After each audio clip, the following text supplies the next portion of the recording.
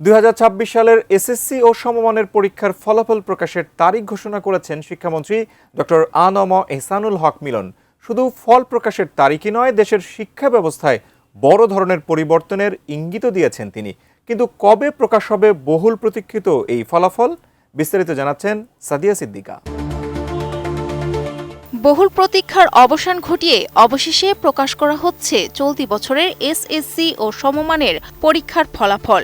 সোমবার সচিবালয়ে শিক্ষা মন্ত্রণালয়ের সভাকক্ষে আয়োজিত এক সংবাদ সম্মেলনে শিক্ষা এবং প্রাথমিক ও গণশিক্ষামন্ত্রী ডক্টর আ.ন.ম এহসানুল হক মিলন জানান, আগামী 20 জুলাই প্রকাশ হতে যাচ্ছে পরীক্ষার ফল। কোয়ালিটি সম্পন্ন আন্তর্জাতিক মানের steel bar CSRM, committed for better still.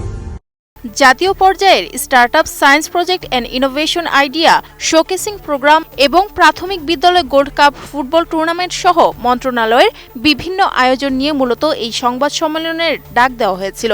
সেখানে গণমাধ্যম কর্মীদের সঙ্গে কথা বলেন শিক্ষামন্ত্রী। আমাদের এসএসসি রেজাল্ট আমরা 20 জুলাই আউট করব, সেই নির্দেশনা আমরা দিয়ে দিয়েছি এবং পরবর্তীতে আমাদের এসএসসি পরীক্ষার রুটিন এবং আমরা সবকিছু অ্যানাউন্স করেছি। ফলাফল প্রকাশের তারিখ ঘোষণার পাশাপাশি দেশের শিক্ষা ব্যবস্থার চলমান ও দীর্ঘমেয়াদী সংস্কার কার্যক্রম নিয়ে পরিকল্পনার কথা প্রকাশ করেন শিক্ষামন্ত্রী। আপনারা জেনেছেন লাস্ট গভর্নমেন্ট কারিকুলামটা অনেকটা পিছিয়ে 2012-তে চলে গিয়েছিল। আমরা আসার পরেই কারিকুলাম নিয়ে আমরা বসছি। ইতিমধ্যে আমাদের উপদেষ্টা মহোদয় তিনি কারিকুলাম চেঞ্জের ব্যাপারে কী কী আমরা নতুন ইনক্লুড করছি সেই ব্যাপারে উনি বিশদ ব্যাখ্যা দিয়েছেন। আমরা পরিমার্জনের জন্য আমরা বসছি এবং সেগুলি আমরা রেডি করে ফেলেছি। আর আমরা 2027-এর বই আমরা 2026-এর ডিসেম্বর 25-এর ভিতরে দেব। কারিকুলামের উপর ব্যাপক কাজ চলছে। এই সময় শিক্ষামন্ত্রী জানান, শিক্ষার্থীদের মেধা, মনন ও দক্ষতার বহুমুখী বিকাশের লক্ষ্যে আগামী বছর থেকে স্কুল পর্যায়ে শিক্ষাক্রমে সম্পূর্ণ নতুন 4টি বিষয় অন্তর্ভুক্ত করা হবে।